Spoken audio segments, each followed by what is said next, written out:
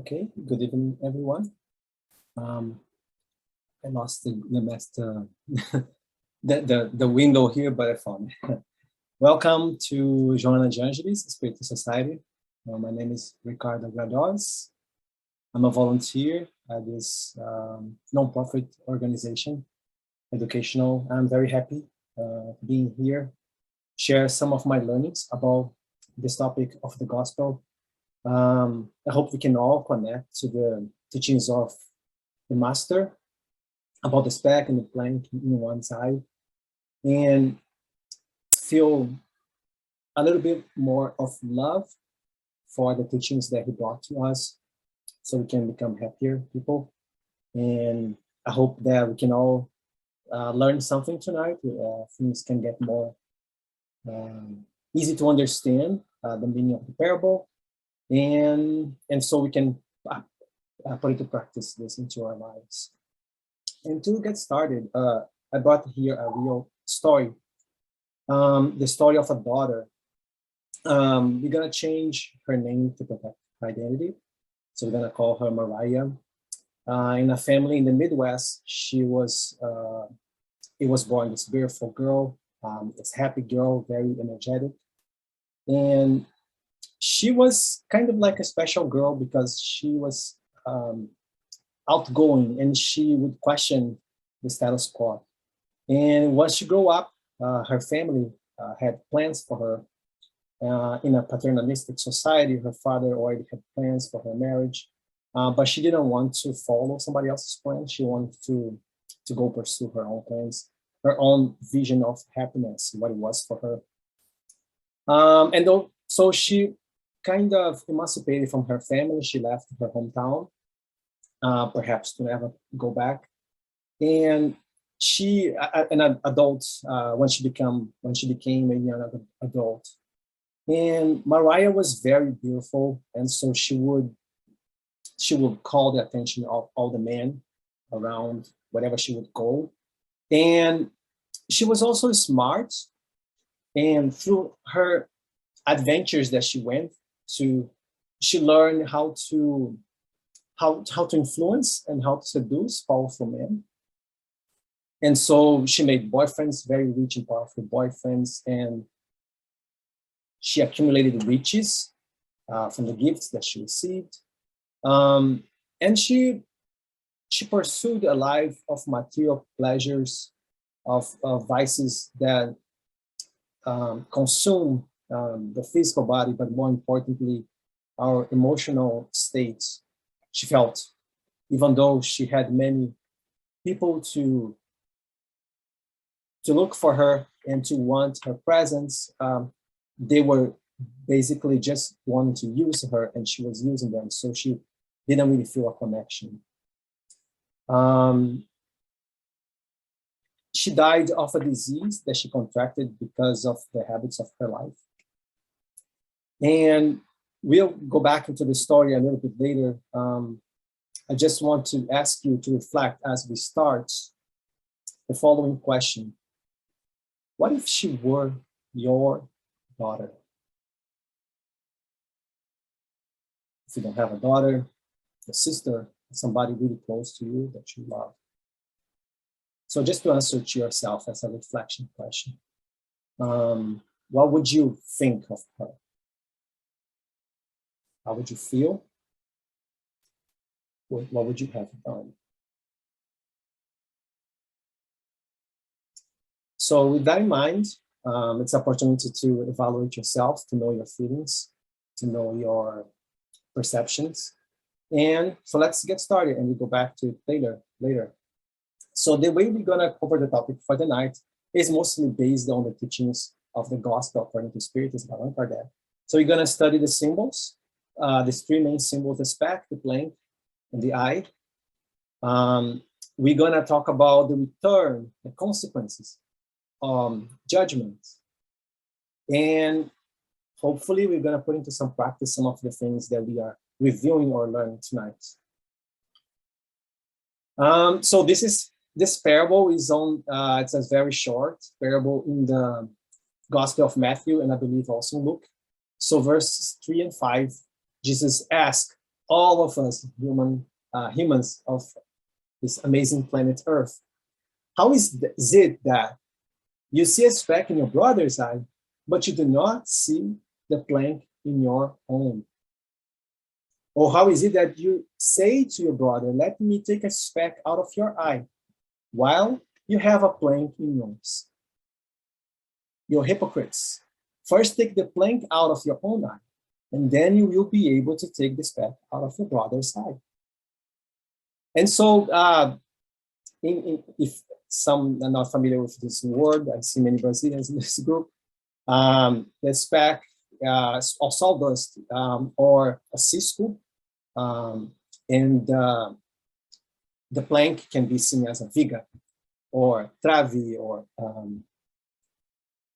I think those words. And we also, speck can also be known in Portuguese as argueiro. And traditionally, the symbols of this parable are very, I guess, easy to understand and very commonly known. Here we have this painting of 1619, so more than 400 years ago. And this is the basic idea, is that we human beings, we have this I don't know if we should say skill, but we have this habit of being very good at noticing the imperfection of others, their wrongdoings, but not noticing ours. So in the picture, you can see there is a log in the man's eye, and he's pointing a finger to the other eye that has a small little, it's not really a speck, but there is a smaller stick of wood. But let us try to dive a little bit more into these symbols by reflecting upon them. So here, a picture of the specks. These are specks of sawdust. Depending on the translation of the Bible, you're gonna read the speck of sawdust serra or serrote, and the other one, the planks or the logs. We also may see as parable of the mold and the beam, but it's the same, different words for the same thing. So I want to just ask, if you want to unmute yourself, it's a simple question. Maybe you can hear a couple of answers. What is the main difference between the specks and the planks? If you want to share your thoughts in a few words. What is the question again?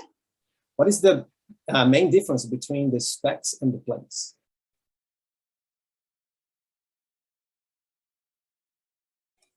The size. The size, that's a good one. Important one, right? Yeah. How Anything resistant else? they are? How what? Resistant. How resistant, yeah. One is stronger, the other one not that much. Yep. Anything else? The texture, one is more like consolidate, the other one is like shredded. Yeah. One is dense, right? Consolidate. Yep. And yeah. Anybody else, or can I give more ideas? When you can build stuff. Huh? Exactly. So I heard Claudinha and the other person. So Claudinha said, one, you can build stuff. That's a very good one. And what's the other one? Somebody said? I was going to say one can do more damage. One can do more damage. Yes. If it's in your eye, I think two can cause damage, but one can do damage also in your brain, right? In other parts. So, okay, so that's very good. I thought in my reflections that the differences are in three different areas. The first is what most people said, is in the physical differences, like the size. One is really small, the one is really big, or bigger and stronger. And because of that, then comes the second categories of differences, the usefulness.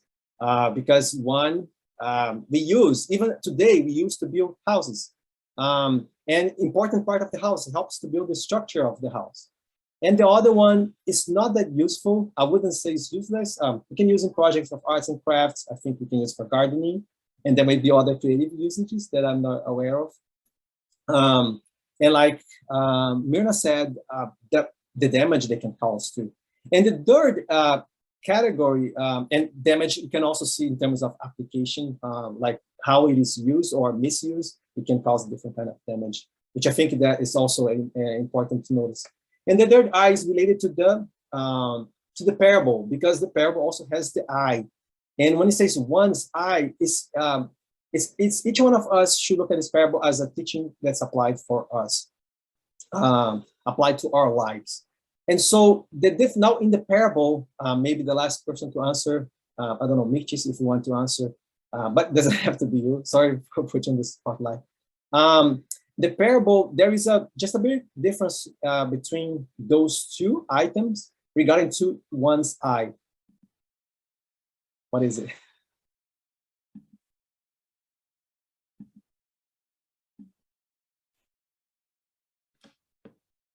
What was the question? I couldn't understand. The difference between the specks and the planes in relation to your eye, for example. I'm sorry, when what? Related to your eyes, what is the difference between the specks and the planes? Like if you have the specks and or the planks in your eyes? Yeah. The difference is that the planks in the other person's eyes. The speck. If it's active, okay. And the plank is in your eye. The That's the main plank, difference. the plank will block my vision. Yeah. And the eyes will block the vision of your neighbor. I think that's the important item I want to cover. Thanks, Mirtis and Claudine and everybody else. So the point being is one item is it's bigger, it's heavier, stronger, and it's blocking our vision. And the other one, it's weaker, smaller, more granular, and it's blocking other person's vision. And so when it comes to the symbol of the eye, Jesus is talking about, of course, it's not a physical eye, it's a metaphor. And we can see the symbol of the spiritual eye. More specifically, we can see in this parable the word eyes symbolizing where is our awareness at the present time or at a given time. Where is our conscience? Where are we paying attention to? Are we focusing? And so basically when we are, now that we distill those symbols and putting them together, when we observe our neighbor's specks, we are observing something as immortal spirits that right now may be living in a material life because we are incarnated, but we also become discarnated at some time in the end of our physical life and go back. So irrespective of the state of the spirit being incarnated or not, we can have this ability of looking into our neighbor's imperfections. But looking at our own imperfections, it's more meaningful for our journeys as spirits. And why? If we reflect upon the moral dimension of the law of cause and effect, and the divine, which is correlated to the divine justice, the sufferings that we find on our physical and spiritual life are a consequence of a cause that are within ourselves. This is an important teaching of Spiritism and a philosophical base for us to understand divine justice together with reincarnation. So by the cause of the sufferings being inside of me, being on the choices that I have made on the present or past lives, if I am able to see those logs of imperfection, those planks of wrongdoings within myself, I can then make changes into these causes and develop a better sense of connection with God, with the divine law, and with the happiness that we all deserve. And it's a right that we all own. So when I look into my neighbor's specs, it could be useful to me. However, the impact, the strength it will cause, and the significance it would have in my journey as a spirit will be much smaller, because those are those little specks. So let us go ahead. Kardec, in the Gospel according to Spiritism, chapter 10, he's studying those blessings. The blessed are the merciful, and he states with the common idea that this is like one of our defects, which is looking at somebody else's weaknesses, wrongdoings, and evil before seeing within ourselves. It's a habit of us. And he says that interesting thing, there is a use for that. in order to be able to judge ourselves, it is first necessary that we see ourselves intimately reflected as in a mirror. So we live in society, and law of society is also divine law. It's not just human creation or creation of some of the animals, like the bees or the ants. Law of society is a divine law, and we need each other to develop. And when we are living a life in society, we are living with the imperfection of others, and they are living with our imperfections. So this is an opportunity for us to grow, because we are seeing each other's mirrors. We are seeing our imperfections into others and vice versa. And we are receiving feedback about that, and we are given the opportunity to change. And as the more we work on removing our imperfections and perfecting ourselves, the closer we get into unalloyed happiness. And we can already feel the peace of mind of doing this work, because it's not just the right that we have as mortal spirits to be happy, but also a duty. So I've told here a story before, and some people really liked, so I brought it again. It's a Japanese folk tale, and I renamed it to A Story of Sun and Shadow. Those are two friendly dogs, and they saw there was a house in a hill, and were curious to get to know this house. At a different time, they went to visit the house. So Shadow was a little bit scary dog. So once he got close to the house, the door was open, and he entered. He was a little bit afraid. He was thinking he was going to find some danger there. And so he was prepared to run or to fight. And as he got in there, he saw another dog that seemed to be afraid of him. And he was worried, and then he showed his teeth to show dominance, but the other dog did the same to him at the same time. And so she barked, and the other dog barked at him too. And he started to run, and as he ran over the different rooms of the house, he found a lot of other dogs barking and running like crazy, and he left. And in his mind, he thought, I don't want to go back there. This is like if I would name this house, I would call it the house of the mad dogs. But Sunny had a very different experience. Right after he entered the house, and he was like, I want to welcome my neighbors to this neighborhood. And he entered there with a positive attitude and a smile on his face. And once he saw the dog at the entrance, he smiled at the dog, and the dog smiled at him. And as he walked through the house to the different rooms, he also found many other friendly dogs that were smiling at him and being welcoming. And so when he left, he was, okay, I think this is a nice place. This is the dog of the joyful dogs. And this is related to our story, because the name of this folktale is The House of 1,000 Mirrors. And so this brings us that perspective that we are seeing each other, and when we are looking into each other, we are seeing mirrors to ourselves. Let's go ahead. I brought here some words of Joanna. That's basically this idea that we identify the things we hate in ourselves on others, and so we are attacking our projection of our imperfections on the others. And Joanna is a benefactor spirit that has given many messages and books through the mediumship of Divaldo Franco, Brazilian medium. So let's go back to Kardec. So what is the cause of that? Of this habit that we have of seeing the imperfection on the others first, and not ours. Same chapter, Kardec says, beyond all doubt, pride is what induces us to disguise our faults, even from ourselves. So our pride is telling us constantly, maybe not constantly, but it's commonly telling us that we are bigger than we are, that we are better than we are, that we are better than others. And so our pride tells us that our self-importance is so high, and sometimes even higher than God. And so because of that, we have this tendency of going looking to the imperfections of others in a way to reaffirm that we are more perfect, that we are better. And so that's why Jesus fought against pride, because he knew that pride was a blocker for us to achieve by our own means this unalloyed happiness in the pure, perfect state of spirit.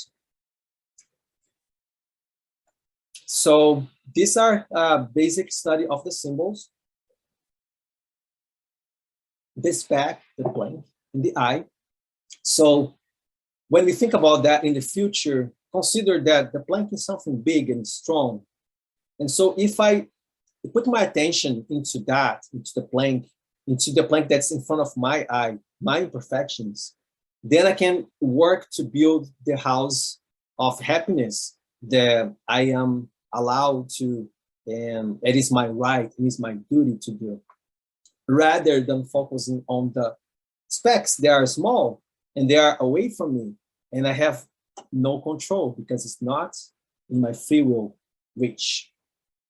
And now let's talk about return on judgment. And here in the United States and also in California, month of April is the month of the taxes. And when we are looking at our numbers, we might put some time, put our attention into looking of how are we doing with our investments? Are we getting return on our investments? Do we need to wait more time? Do we need to make changes in our investments? And I brought here the same concept because I think the symbols, they really help us to understand concepts in different levels. So how about the return on our judgment? And what do I mean by that? I see some faces like, what? We are constantly making judgments about ourselves and about others. And what is the return we are getting on these judgments? And can we make different investments on our judgments, putting our attention in a different way, in the way we observe the behaviors of others, to build this happiness, to grow the seed of happiness, like in the picture, to build the house of happiness, also like in the picture. So let us go back to the gospel. Jesus said in the same book of Matthew, verses 1 and 2, do not judge. And before I finish this verse, it's so common in our society, especially I believe in the countries that have more influence of the Christian teachings, is that do not judge, as if it's like a rule that we are not supposed to break. We are forbidden to judge. And I just want to reflect upon that, because when we look at nature, animals, they have like a more limited intelligence. It's the instinct. And with the instinct, they are allowed to make very smaller decisions on a constant basis. And as humans, we also carry the instinct. And there is a lot of study in Spiritism. If you're interested, Kardec's books talks about that, like, for example, the Genesis. But when we consider that we also have the instinct giving us some guidance in terms of survival or reproduction, then judging is also part of our natural life. And of course, the recommendations for us to, as intelligent beings of the universe, to control our instincts, to guide them. And we're living a life of society, a life of differences, of challenges. We also put into constant situations that we have to make judgments, we have to make decisions, we have to evaluate what we perceive, and sometimes make guesses of things that we don't perceive. So I would dare to say it's not possible not to judge. But the verse on the Bible doesn't stop there. Jesus said, do not judge, or you too will be judged. So he's talking about consequence. And then he gives the clarification, the key. For in the same way you judge others, you will be judged. So the key here is the way. If we judge others with severity, this is how we will be judged. And we go back there after we go to the next verse. And with the measure or the way, the same measure we use, it will be measured to us. And Kardec, in his words, explained that we must not judge others more severely than we would judge ourselves, or condemn others for what we absolve in ourselves. So just one point for reflection I want to give into this is like the day of the final judgment can be also seen as the day of the physical death. Like stories that we hear from spirits, that in the moment of death, they saw their whole life pass through their eyes. And they saw the things they didn't do, they should have done, or the things they did, they shouldn't have done. And this, I believe, happens to all of us. So this judgment, the more evolved we become as spirits, the less we need the help of mentors to help us with the judgment, because it's all in our conscience. The divine law is written in our consciousness. And so if we practice the habit of judging others very severely and ourselves not as severe, so that day of the final judgment, not really final, but final for this particular existence, it would be a day of surprises and a lot of pain, of guilt, of remorse. And that doesn't help us to develop the inner seeds of happiness. So it is better that we practice benevolence to others and to be severe to our own imperfections, so we can capture those big logs that are blocking our vision, and we can transform them into this house of happiness by perfecting ourselves. I brought here some words of the Spirit Emmanuel through the leadership of Chico Xavier. Emmanuel said that we usually hear, see, and feel according to our inclinations. So again, the same idea put into different words, and not according to what is real. So we have the external reality, things that are happening to us, or even our physical body. And then we have our perceptions, and this perception, he's claiming that's according to our inclinations.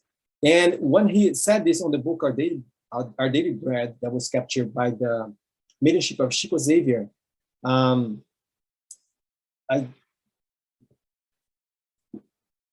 not sure the date of this book was written, I think it was in the 50s. I'm sorry about that. The first edition. Yeah, my book is 2011, but that's the English version. More recently, we can follow science and knowledge about us human beings, like in neuro-linguistic programming, saying the same idea, that how we react not to the reality, but to the way that we perceive the reality. And Emmanuel recommends us to educate the sight, the hearing, the taste impulses, to work as the basic foundation for constructive peacefulness. So I cannot control the events outside of me, but I can control how I respond to them, how I represent them in my mind. So I brought here this picture, this example. Look at the picture, I can imagine this wife is angry at the husband, and maybe she's telling him to wash the dishes, a very common example. And so in the position of the husband, if he behaves by observing the speck in his wife's eye, then he might think she's crazy, or she's really mad, or she's selfish, she's bothering him, his time for peaceful reading his new paper, and maybe get angry at her because she's still yelling at him and she's escalating the energy, and then he starts to escalate too and start to offend each other. And towards his own happiness, if he keeps building this anger and creates the habits of fighting, of being angry, he's putting pressure into his muscles, which is putting pressure into his bones, so he can contract a bone disease after many years. This is an example that Joanna gives in some of her books about how how our behavior, how the way we think and feel can affect our health, or a gastric disease as another example. However, if he decides to put benevolence in the way he looks at his wife, and compassion, and look at his own imperfections, why am I being angry at her right now? And at the same time, looking at her with love, he can see that maybe she's feeling stress, and she's maybe looking for a connection, and realize that he also likes to have a connection. Maybe she's looking for fairness, for justice, and he also has a need for fairness and justice. And then he can approach her differently And this change in attitude is good for him. He's preventing health issues in the future, and he's already preventing being angry for the rest of the day because he could be at peace with himself. Even if his wife didn't change the attitude, then he could be at peace with himself. So to capture here, we talk about the return on judgment. So if we can practice judging others with benevolence and kindness, and looking at our imperfections, we also benevolence and kindness, but aware that we can change our imperfections and not others, then we can develop more happiness right here and right now. And let us apply, like we said in the first item, the spiritual eye into our own perfections to build this house of happiness. So finally, for the last item, item number 3, I'm looking here at my clock. We have 30 minutes, so we will give just a few examples and reflections. And after the lecture, we could, if anybody's interested, we can work on these examples more. We can have questions and answers, because the format of our lecture, Jazz, is not for question and answer, but we can always do after the prayer. So the idea that I brought here of another, the same text from Emmanuel, no, it's a different text from Emmanuel. He's talking that human society is like a force of mental creation. So we all have the representations of ourselves and of life, and we are interacting with each other, and each person has their own perceptions and judgments of the world. And so all of us, we are constantly seeing ourselves in others, and they are seeing on us. And so we can think that, like in the example of the husband, if we change our attitude and look at the others with benevolence, then there's an interesting phenomenon we can think. We need a little bit of abstraction right now. So picture that the wife can now look at the husband as somebody more kind and benevolent at the particular moment. When she's doing that, she's also seeing herself in him. She's seeing that she's also a benevolent being, child of God, because God is the ultimate benevolent being of the universe. She's also seeing that she has compassion in her heart. So while looking at him when he's acting out of benevolence and kindness, she's giving a chance to see herself in the mirror as somebody good, rather than seeing an angry husband that maybe he perhaps used to answer before. And when she was seeing the angry husband, she was seeing also herself in the mirror as the angry wife. And that was not helping her to progress.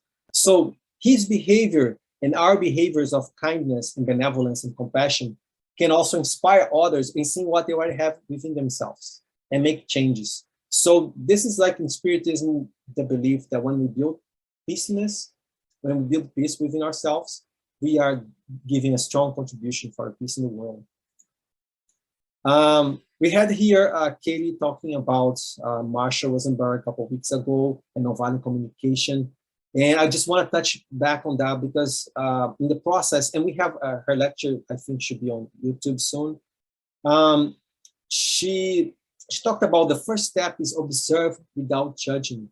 And so this is a good way of practicing what we learn when studying this parable, to observe others without judging. And doesn't mean that we should not judge, but we should be aware when we are making judgments and distinguish what is the observable fact and what is what really happened. What I judged on the observable fact. So let me say again, be able to distinguish what really happened, what is observable.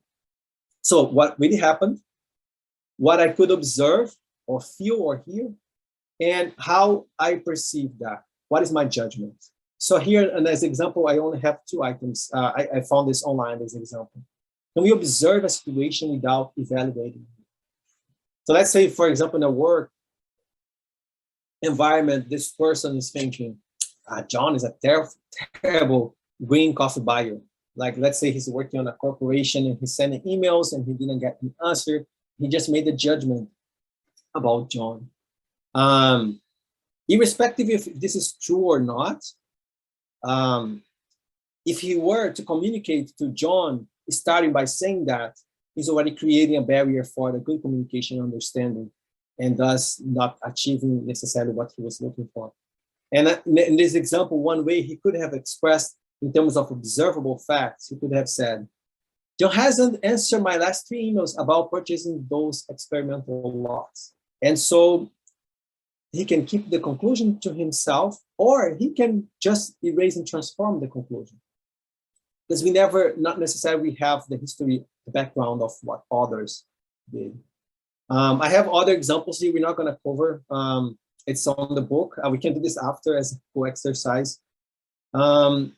It's also from the book, and I found on a blog. So finally, we're getting to the end. We talk about the Speck, the plank in one's eye, and the time flew. It's already 36 minutes almost. We talk about the return we can get on our judgments. So let's put benevolence and compassion in our judgments to get a better return in our level of happiness and peace. And some examples of how to put into practice this kind of compassion that we talked about. So finally, before we're going to the final prayer right now, I just want to go back to the initial story, story of a daughter. Hopefully right now, after connecting with the gospel, the teachings of the eternal life, the words of eternal life in Jesus, maybe you can answer this question a different way. What if she were your daughter? So I'm going to go to the final prayer. Then we can have questions and answers. So thank you, and may Jesus peace be with us.